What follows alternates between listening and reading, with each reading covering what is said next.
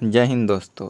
तो आप इस वीडियो में पढ़ेंगे, लेकिन पढ़ने से पहले कुछ समय के लिए इसमें माइक ऑन करना हम भूल गए थे।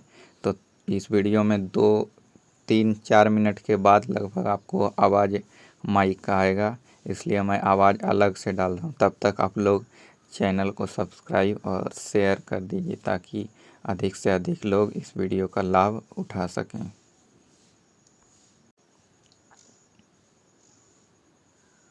आर्टिकल 124 आर्टिकल 124 में सुप्रीम कोर्ट का गठन दिया गया है।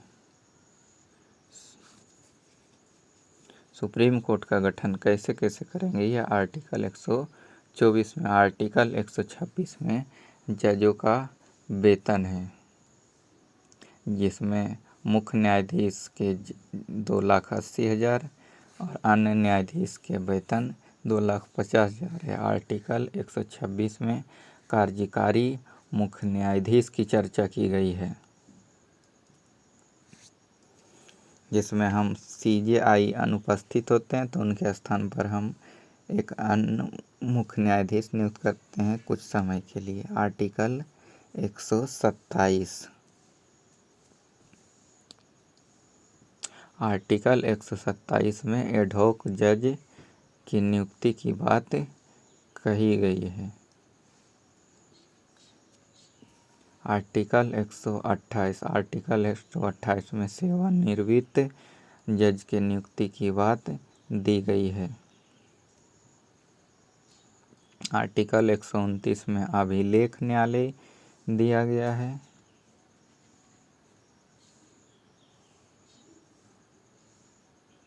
और आर्टिकल 130 में सुप्रीम कोर्ट का स्थान कहाँ कहाँ होगा, इसके बारे में चर्चा की गई है। अगर सुप्रीम कोर्ट को अपना स्थान निर्धारित करना होता है तो आर्टिकल 130 के अंतर्गत करेगी। और आर्टिकल 131 में सुप्रीम कोर्ट की मूल अधिकारिता दी गई है। कौन से केसेस सुप्रीम कोर्ट के में जाएंगे, यह सुप्रीम कोर्ट का मूल अधिकारिता आर्टिकल 131 में दी गई है।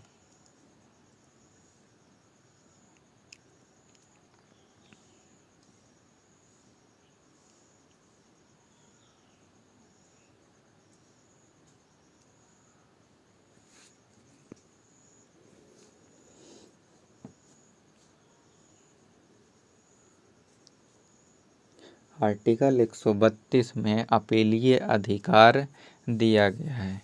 यह अधिकार जनता के लिए है, क्योंकि जब कोई केसेस जनता कोई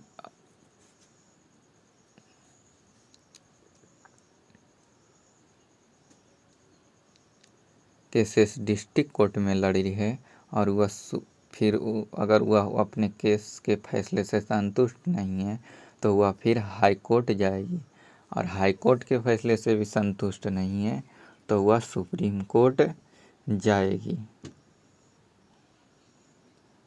तो यह अपील करने का अधिकार जो डिस्ट्रिक्ट कोर्ट के फैसला से संतुष्ट नहीं होने पर वह हाई कोर्ट गई और वहाँ अपने केसेस के बारे में अपील की, अपनी असंतुष्टता जताई, वह अपील करने का अधिकार आर्टिकल 132 में दिया गया है।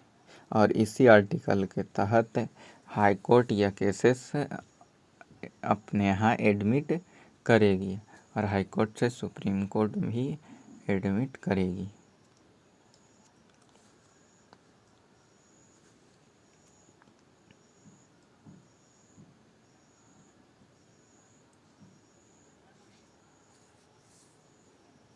तो यह अपीलीय अधिकार आर्टिकल 132 में दी गई है।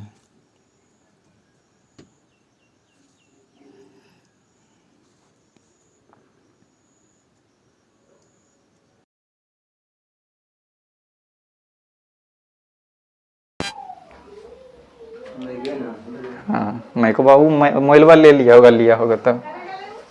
तो आर्टिकल 132, आर्टिकल 133,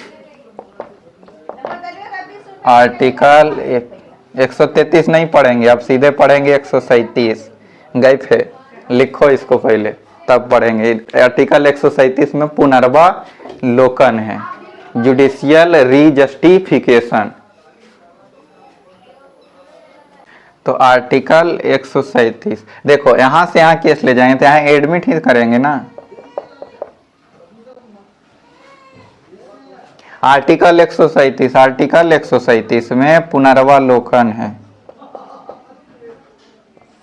रीजस्टिफिकेशन जुडिशियल,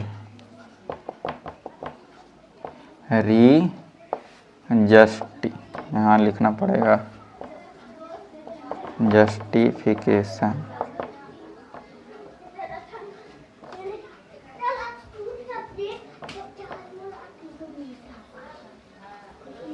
देखो आर्टिकल 129 में पढ़े थे कि सुप्रीम कोर्ट जब कोई फैसला दे देती है, हाई कोर्ट देती है, तो वह निचले कोर्ट के लिए क्या हो जाता है, अभिलेख न्यायालय बन जाता है कि वह उसी के आधार पर नीचे वाली अदालत में फैसला कर सकेगी।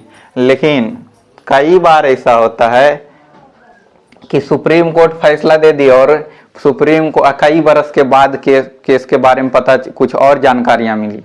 तो अभी हाल ही में एगो सुना होगा, अगर न्यूज में देखा होगा या सोशल मीडिया पे, एगो व्यक्ति था, उसको 20 साल के सजा दे दी गई, 20 साल के सजा दे दी गई। जब 10 साल की 15 साल पूरा 15 साल वो जेल काट लिया, उसके बाद उसके केस में पता चला कि यह सजा के लायक नहीं था, तो उसकी सजा माफ कर दी गई। तो यह क्या कि सुप्रीम कोर्ट पुनर्वालोकन किया, कोर्ट क्या की पुनर्वालोकन किया, अपने जो केस उस पे लदा था उसको क्या की फिर से जांच की। तो ऐसा सुप्रीम कोर्ट कर सकती है, उसके पास अधिकार किस आर्टिकल के तहत आता है, आर्टिकल 137 के अंतर्गत आता है। लेकिन इसका जो जिस व्यक्ति को सजा हो गया उसका जिंदगी तो खराब हो गया ना, तो कभी कभी ऐसा हो जाता है। तो अगर किसी भी सुप्रीम कोर्ट को अगर अपना केसेस को पुनः देखना होगा तो किस आर्टिकल के तहत देखेगी, 137 के तहत। 15 साल का सजा 20 साल का होता है ना? नहीं, सजा नहीं। देखो किसी व्यक्ति को सजा हो गया, जैसे तुम चोरी किया, चोरी के दंड के लिए तुमको 5 साल की सजा दे दी सुप्रीम कोर्ट। सजा जब तुमको मिल गया तो बीच में पता चला सुप्रीम कोर्ट को, कहीं से पुलिस को कुल्लू मिला, तो उससे जानकारी मिला, तो कोर्ट में गया, वो जानकारी पुलिस वहां जाके रखी, तो पता चला कि ये व्यक्ति चोरी नहीं किया था। सच में फंसा देता है ना, कई बार होता है ना। तो ये रिव्यू करना हुआ, जुडिशियल रीजस्टिफिकेशन, मतलब अपने जो न्यायालय अपना फैसला सुना चुकी थी, वह फैसला अपने आप को क्या की बदली ना, उसके 3 साल के बाद उसको क्या की छोड़ दी, क्योंकि उसको पता चला कि यह व्यक्ति क्या है, निर्दोष। अभी काहे छोड़ देगा, जैसे हमको जेल भेजा। हाँ, तो अभी उसको नहीं ना पता है कि तुम निर्दोष हो, सबूत तुम्हारे खिलाफ है सब।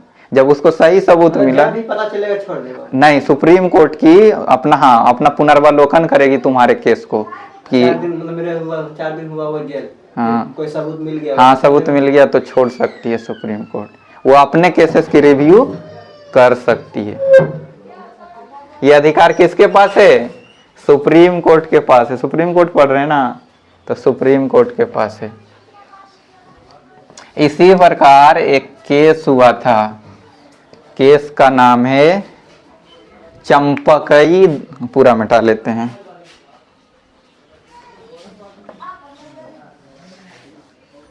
चंपकई दोई राजन केस। क्या नाम है, चंपकई दोई राजन केस। इस केस जब आया तो इस केस के अंतर्गत सुप्रीम कोर्ट कही कि प्रस्तावना जो है संविधान का भाग नहीं है। क्या बोलती है, प्रस्तावना पढ़े हो?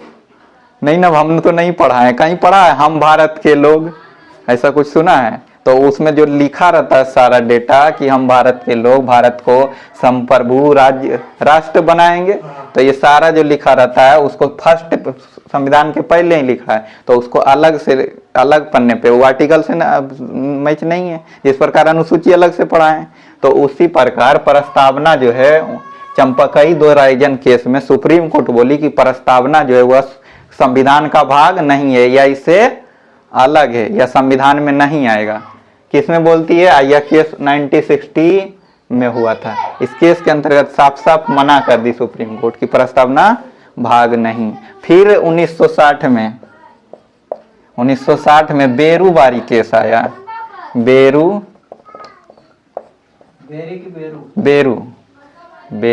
बेरी लिख दिए, लिखो बेरूबारी केस। बेरूबारी केस है और इसमें भी सुप्रीम कोर्ट बोलती है कि प्रस्तावना जो है संविधान का भाग नहीं है। क्या बोल रही है? संविधान का भाग नहीं। दोनों में कहती है नहीं। लेकिन 1973 में केशवानंद भारती केस आया। कौन सा case? Keshavananda Bharati case. Keshavananda Bharati case आया और इसमें सुप्रीम कोर्ट अपनी बातों से पलट गई। जैसे इधर यहाँ पलट रही थी ना, पहले क्या करे? सजा दे दी, और यहाँ सुप्रीम कोर्ट अपनी बातों से पलट गई। और इस केस के अंतर्गत बोलती है कि प्रस्तावना संविधान का भाग है। क्या बोली? प्रस्तावना संविधान का भाग होता है या है। तो देखो सुप्रीम कोर्ट क्या की? पुनर्वलोकन की ना। पहले क्या कर रही थी? प्रस्तावना संविधान का भाग नहीं है, फिर दोबारा भी बोली नहीं है। लेकिन केशवानंद भारती केस आया तो सुप्रीम कोर्ट कहती है कि प्रस्तावना संविधान का भाग है और साथ में बोलती है कि संसद संशोधन कर सकती है, परंतु इसके मूल ढांचा में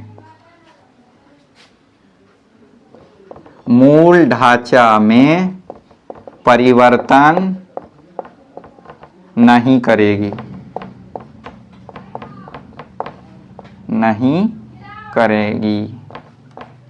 साथ में क्या बोली कि संशोधन प्रस्तावना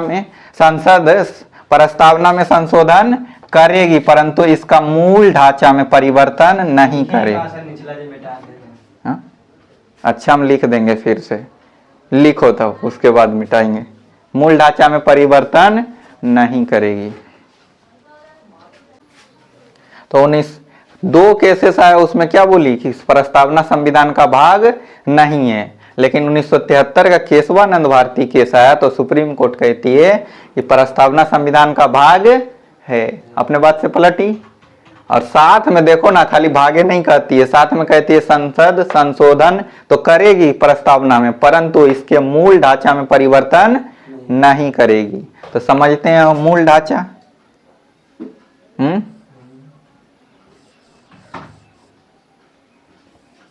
मूल ढांचा मतलब जो चीज उसमें दिया गया है उसमें कोई परिवर्तन नहीं होना चाहिए।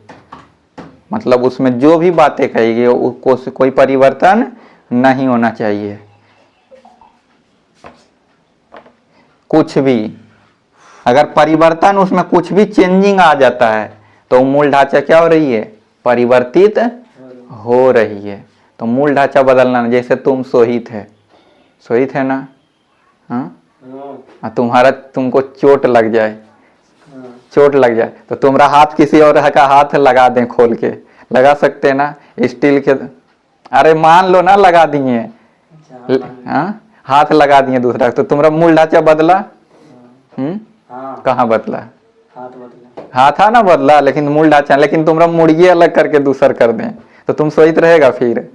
नहीं ना। तो मूल ढांचा कभी परिवर्तित नहीं होना चाहिए। बेसिक जो इसका स्ट्रक्चर है, जो इसमें दिया गया है भारत के बारे में, वो कभी इसमें कुछ ऐड करेंगे तो कर सकते हैं, लेकिन मूल इसमें जो मुख्य बातें दी गई कि हम भारत के लोग हैं, तो ये सब इसमें जो बातें लिखा है भारत को संप्रभु राष्ट्र बनाएंगे, ये सब नहीं बदलना चाहिए।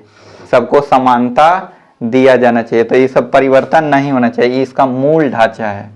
साथ में इतने नहीं बोली, मूल ढांचा में परिवर्तन तो छोड़ी, साथ में कहती है प्रस्तावना जो है संविधान की आत्मा है।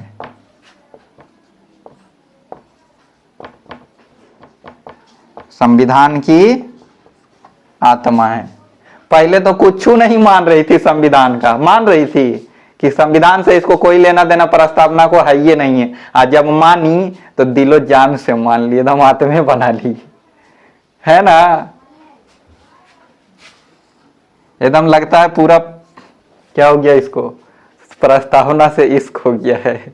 एकदम मानी तो अपना आत्मा, सीधे बोलती है कि संविधान की आत्मा अगर कुछ है तो किसको कहेंगे, प्रस्तावना को कहेंगे, दूसरा चीज को आत्मा नहीं कहेंगे। जैसे मूल अधिकार की आत्मा डॉक्टर भीमराव अंबेडकर किसको बोले थे?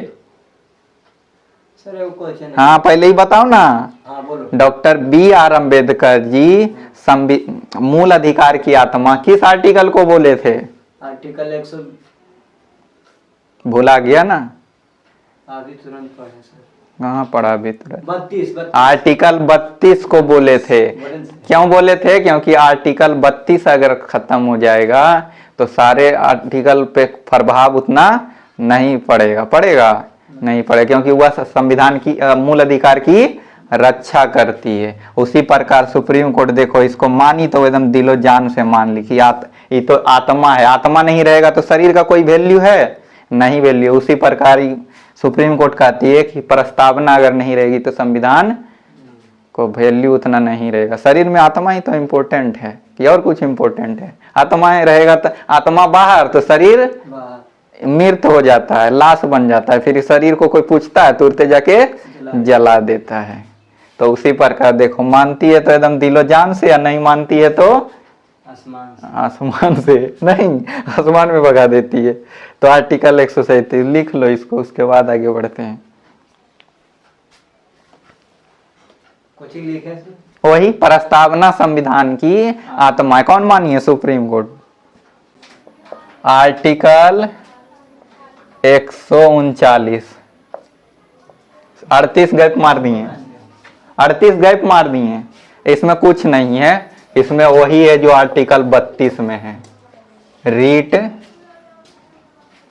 जारी करना। क्या लिखोगे? सुप्रीम कोर्ट रीट जारी करता है, सीधे लिखो सुप्रीम कोर्ट रीट जारी करेगा, या सिर्फ रीट लिख सकते हो, ऐसे भी लिख सकते हो रीट, इतना ही, WRIT रीट, बाकी सुप्रीम कोर्ट हो गया। यही है, बस कुछ नहीं। आर्टिकल 139 में आर्टिकल 32 के अनुसार तो सुप्रीम कोर्ट रीट जारी करती हैं। हाँ, लेकिन एक आर्टिकल और दिया गया है सुप्रीम कोर्ट के लिए, आर्टिकल 49। हमको तो हम कौन आर्टिकल लिखेंगे? हाँ, वहाँ दोनों, अब पहले एक देता था, अब दोनों ऑप्शन देगा, क्योंकि क्वेश्चन को धीरे धीरे टफ बना रहा है। तो क्वेश्चन में अब देने लगा है सुप्रीम कोर्ट किस आर्टिकल के अंतर्गत है रीट जारी करती है, तो उसमें आर्टिकल 32 भी देगा और आर्टिकल 100, अरे सुनो ना, आर्टिकल 139 भी देगा और 32 भी देगा, और ऑप्शन सी में लिखेगा ए और बी दोनों। अच्छा, नहीं लिखेगा, सिर्फ वो दोनों लिखेगा और बाकी सब अलग अलग? तो नहीं, ऐसा कभी नहीं होगा। तो क्वेश्चन गलत है, ऑप्शन देने वाला गलत है, लेकिन जनरली मारोगे आर्टिकल 32 ज्यादा। सुप्रीम कोर्ट ये 32 सुप्रीम कोर्ट से जारी करता है? सुप्रीम कोर्ट जारी करता है, सुप्रीम कोर्ट के लिए है। उपचार, संवैधानिक उपचार कुछ करके, संवैधानिक उपचार, हाँ। तो सुप्रीम कोर्ट को रीट जारी करने के लिए 2 आर्टिकल दिए गए हैं। हाँ, सुप्रीम कोर्ट कितना आर्टिकल दिया गया है? 2 आर्टिकल दिया गया है, या 32 भी और 139 भी, 139 भी। इधर देखो, बाद में हैबियस कॉर्पस करना। आर्टिकल 139 के बाद 141, 40 गायब, एक एक बीच में खा रहे हैं ना। हाँ, जरूरत नहीं है उसका, एक का को बीच में खाते जाएंगे। अब आर्टिकल 141 जो इम्पोर्टेंट है वही पढ़ेंगे। यहाँ कहता है कि सुप्रीम कोर्ट का आदेश भारत बाध्य है, भारत बाध्य है। आर्टिकल 141 का क्या कह रहा है? सुप्रीम कोर्ट का आदेश भारत बाध्य है। अगर सुप्रीम कोर्ट कोई आदेश दे देती है तो वह भारत का कोई भी नागरिक व्यक्ति हो, उसको क्या करना पड़ेगा? मानना पड़ेगा, चाहे वो प्रधानमंत्री ही क्यों ना हो। भारत के सभी लोगों को इसकी बात, भारत बाध्य है, मतलब भारत के सभी लोग इसके बात मानने के लिए बाध्य हैं, मानना पड़ेगा, कोई उपाय नहीं है। एक आता है आर्टिकल 141, आर्टिकल 143, फिर एगो खगें। आर्टिकल 143 में कहता है सुप्रीम कोर्ट और राष्ट्रपति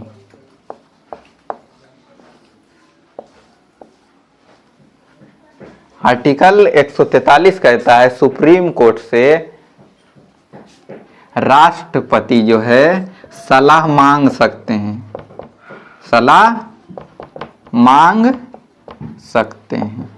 कौन मांगेंगे? राष्ट्रपति। परंतु सुप्रीम कोर्ट इसके लिए बाध्य नहीं होगा, बाध्य नहीं होगा।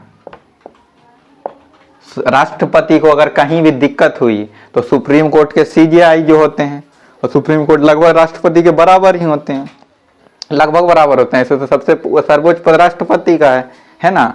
तो राष्ट्रपति कहीं अटक गए, कोई समस्या उनको आ गई, तो कोई दोस्त होना चाहिए ना हेल्प के लिए, तो वही कहता है एक दोस्त की तरह इससे सलाह मांग लेंगे सुप्रीम कोर्ट से। लेकिन सुप्रीम कोर्ट भी दोस्ती ही निभाएगा, इसका मर्जी होगा तो सलाह देगा, नहीं मर्जी होगा तो नहीं देगा। या बाध्य नहीं है कि सलाह तुमको देगा ही देगा, कोई गुलाम नहीं है। ऐसा नहीं है कि नीचे के अधिकारी जैसे प्रधानमंत्री कहेंगे तो उसको काम करना पड़ेगा ना, लेकिन राष्ट्रपति सलाह मांगेंगे तो सुप्रीम कोर्ट बाध्य नहीं है, उसकी मर्जी दे सकता है, उसकी मर्जी नहीं देगा, उसकी इच्छा पे निर्भर करती है। तो यह एक दोस्त की तरह दोस्ती निभाता है। आर्टिकल 140 सुप्रीम कोर्ट तुम्हारा समाप्त हुआ। तो आर्टिकल 124 से लेकर 143 तक क्या पढ़ रहे हैं? सुप्रीम कोर्ट था। हाँ, 147 तक है, पढ़े हैं 140, 148 से अब CAG पढ़ेंगे। सुप्रीम कोर्ट इसमें बाध्य नहीं है, फिर से समझाएं।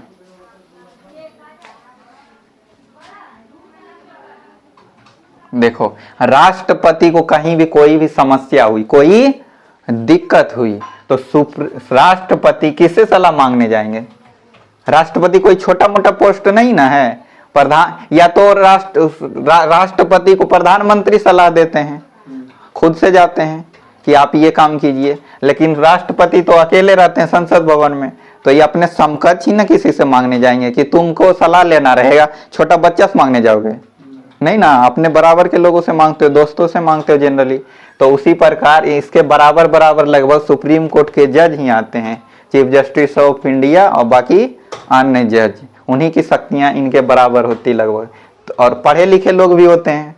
तो यह मांग किससे मांगने जाएंगे? सुप्रीम कोर्ट के CJI से, वहां से जाएंगे, सुप्रीम कोर्ट जाएंगे और सलाह मांगे कि हम इस बात में अटक गए हैं, आप हमको सलाह दीजिए। जैसे अभी मान लो कि युद्ध की स्थिति बन जाए तो पूछ सकते हैं ना। अब प्रधानमंत्री उधर से सलाह दिए कि आप अध्यादेश जारी कीजिए, तो अगर राष्ट्रपति को लगेगा कि नहीं अभी अध्यादेश की जरूरत नहीं है, लेकिन उनके दिमाग में रहेगा नहीं प्रधानमंत्री बोल रहे हैं तो कर दें, करने नहीं करें, तो जाके पूछ सकते हैं ना कि क्या करें। सुप्रीम कोर्ट के जज कानून के जानकार हैं, तो पूछ सकते हैं इनसे जाके कि करें अभी कि छोड़ दें अध्यादेश, कर सकते हैं ना। जरूरी तो नहीं प्रधानमंत्री की बात माने ही माने, क्योंकि वो राष्ट्रपति हैं।